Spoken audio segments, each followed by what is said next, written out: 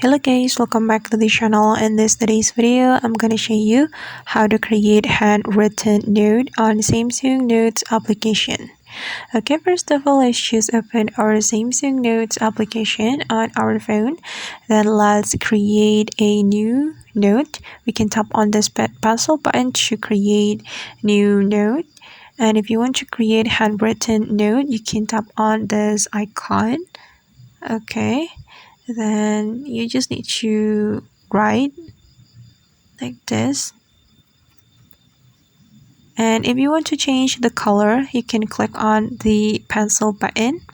So for example, I'm going to select purple. You can also select the type of the pencil you would like to apply to your handwritten, and I'm gonna go with this one. Okay, then after you're done, you just need to go back, then you can start writing. Okay, you can also put picture or maybe voice recording or audio file to your handwritten note.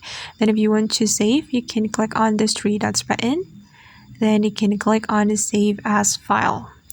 And I guess that's how basically we can create handwritten note on the Samsung Notes application. I hope this tutorial will be useful for you. Thank you so much for watching and see you on the next video.